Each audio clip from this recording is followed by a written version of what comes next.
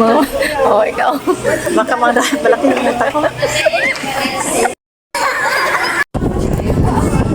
Hi, ako nga pala si Yay, dating OFW na taga Cebu. Ngayon ay naninirahan na sa probinsya ng Luzon. Lumipat lang ako ng bahay pero sa probinsya pa rin ako nakatira. Isang ina na may munting pangarap para sa aking pamilya. Tara, samahan niyo ako sa kwento ng aking buhay. Magandang araw mga ka-blessings! At sa nakikita po ninyo, ngarag na naman po ang ina nyo. Paano po kasi? May ganap na naman sa school nila Bulinggit. Tutorial day po kasi ni Bulinggit ngayon sa school po nila. Pagdating nga po namin, may mga higher grades na rin po na nagpipictorial. Ito po kasi yung schedule nila Bulinggit. At sa nakikita ninyo, ayan, inaayusan na si Beshi Deneris. Bisi-bisihan nga tong kananay kong Beshi kapag aayos sa kanyang apo. Kaya ito, binidyohan din po natin yung classmate ni Bulinggit. Buti nga po, nagbibihib pa ang batang makulit. Sinabihan po kasi natin si Bulinggit na wag mo munang maglilikot-likot at hindi pa tapos ang pictorial. Kaso niya, nag-uumpisa-umpisa na naman ang batang makulit.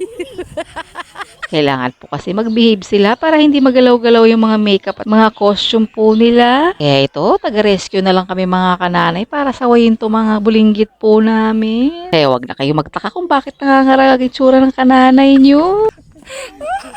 At eto na nga po, tinawag na rin po si Beshi Deneris para sa pictorial po niya. Maayos naman ang pictorial ni Beshi Deneris habang itong mga boys, ayan, nag-uumpisa ng magkulitan. Pero mukhang mula sa mood si Raiko.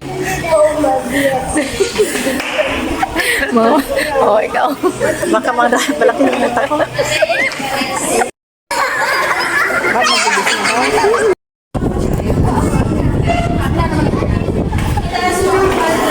At sumunod na nga pong tinawag si Sabrine. Mega post din po ang batang ito. Habang ang pila ng mga batang makukulit, unti-unti nang nawawala.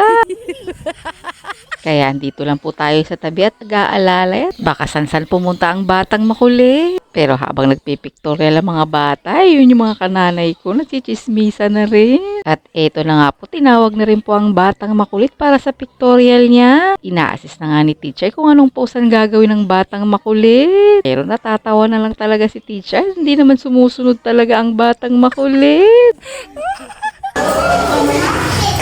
Look at teacher.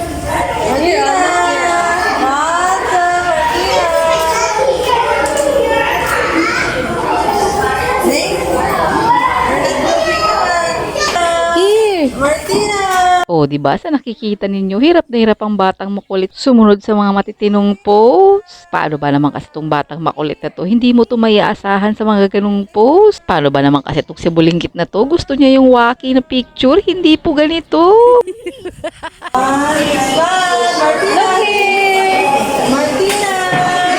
Look to teacher. Camera.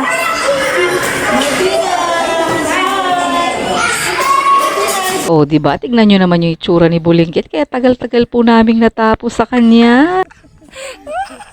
After nga po ng Filipiniana costume po nila, binihisan na po natin si Bulinggit para naman po sa pictorial ng uniform nila.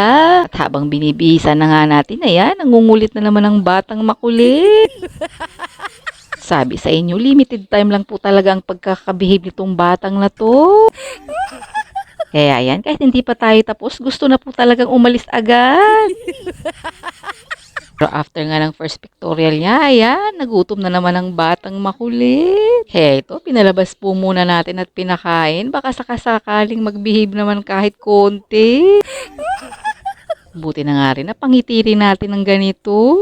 Mahirap kasing pag-smile tong batang na to, lalo-lalo na kung gusto mong mag-picture sa kanya. Kaya talagang mapapaayos ka na lang ng buhok kasi ayaw naman talaga magpa-picture ng batang makulit na. Sige, nanood na kayo. Hindi tayo besties.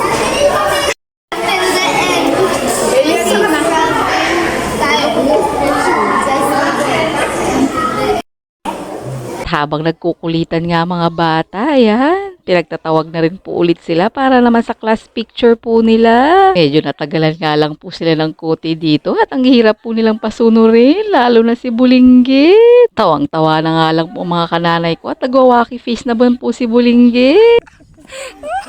O siya, yan lang po muna sa araw na to mga ka-blessings. Daghang salamat sa pagtanaw. Pero ayaw po kalimot og like and share and follow sa mong video. Daghang salamat!